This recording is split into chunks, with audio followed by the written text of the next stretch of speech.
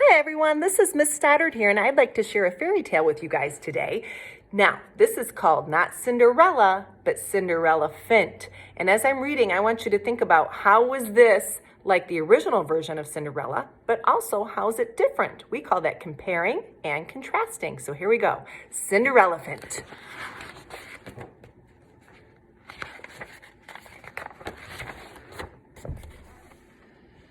Once upon a time, there was a lonely girl called Cinderelephant. Cinderelephant lived with her two cousins, who were known as the Warty sisters. They were horrible, mean, and smelly, and they had no table manners. They made Cinderelephant do all the cooking and cleaning, and they never, ever said thank you. Cinderelephant was sad and tired and fed up with being ignored. One day, an invitation arrived from the palace. Prince Trunky had decided it was time he found a girlfriend, so King Saggy and Queen Wrinkly had invited all the girls in the neighborhood to a ball. The Warty sisters were very excited and started to plan what they would wear. If they are inviting all the girls, said Cinderelephant, perhaps that includes me.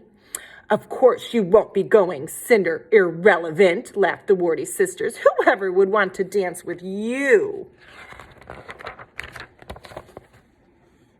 The day of the party arrived, and the Warty sisters dressed up in their most fashionable clothes.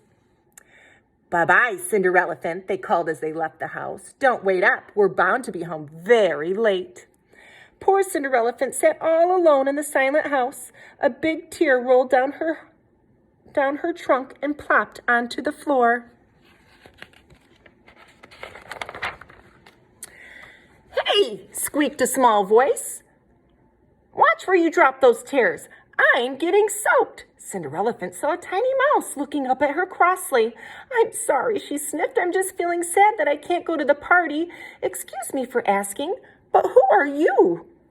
Why, I'm your furry godmouse, of course, he exclaimed, and with a flick of his magical tail, he said, You shall go to the ball.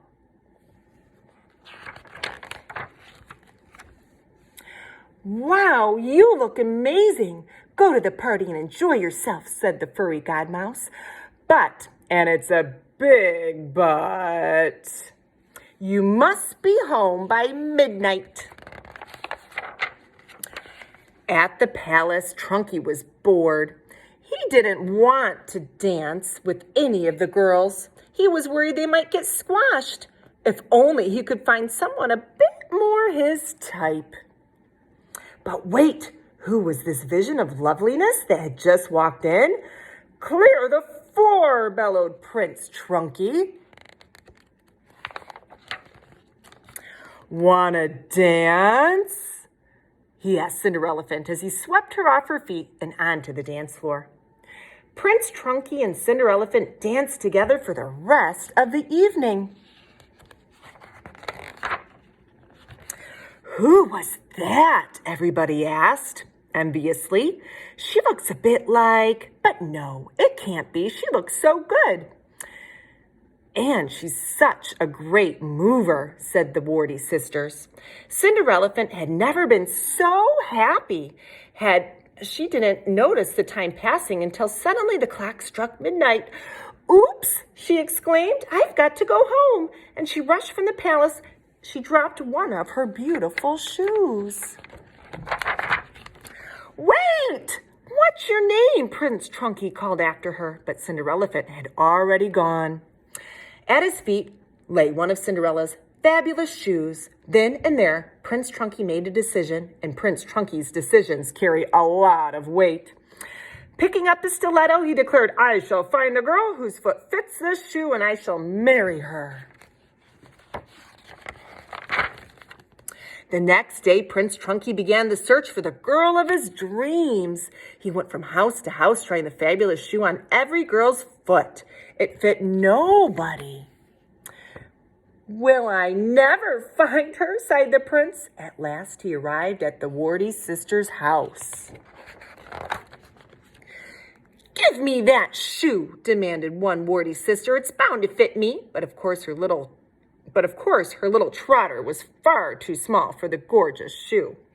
"Let me have a go," said the other sister, snatching it. "I am Prince Trunky's one true love," but of course it did not fit her either. Sighing quietly to herself, Cinderelephant peeked shyly through a crack in the kitchen door. But, whoops, she accidentally stepped into a bucket, knocking over the mop, bringing a pile of pots and pans crashing and clattering down. "Who is in there?" asked the prince. "Oh, nobody important," said the Warty sisters hurriedly. Taking no notice, Prince Trunky went to investigate.